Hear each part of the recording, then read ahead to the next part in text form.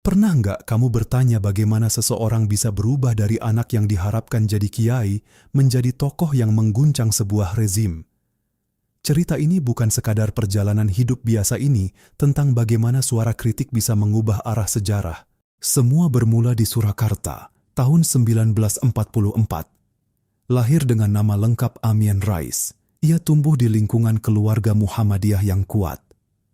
Orang tuanya berharap ia tumbuh menjadi tokoh agama. Masa kecilnya dihabiskan di sekolah Muhammadiyah dengan nilai-nilai keislaman dan organisasi yang tertanam sejak dini. Tapi, hidup sering punya rencana lain. Saat merantau ke Yogyakarta, ia memilih jalur ilmu politik di Universitas Gadjah Mada, sambil juga belajar di UIN Sunan Kalijaga.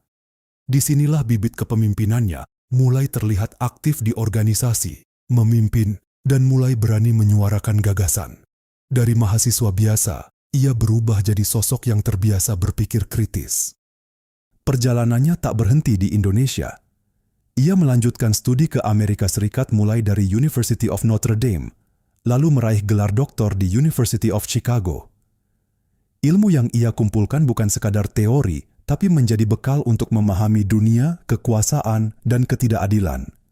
Setelah kembali ke Indonesia, ia menjadi dosen di UGM, mengajar teori politik, revolusi, hingga diplomasi. Tapi di balik ruang kelas, ada sesuatu yang mulai tumbuh kegelisahan.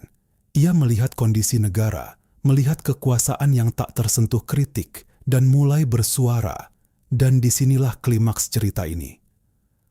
Saat banyak orang memilih diam, Amin Rais justru berdiri di garis depan. Ia menjadi salah satu tokoh paling vokal mengkritik pemerintahan Orde Baru di bawah Soeharto. Suaranya lantang, tajam, dan berani.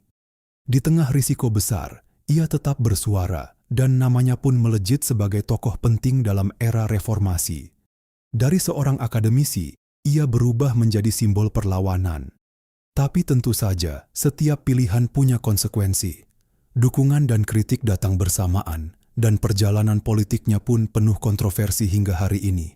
Pada akhirnya, kisah ini bukan hanya tentang Amin Rais. Ini tentang keberanian untuk berpikir, bersuara, dan mengambil risiko.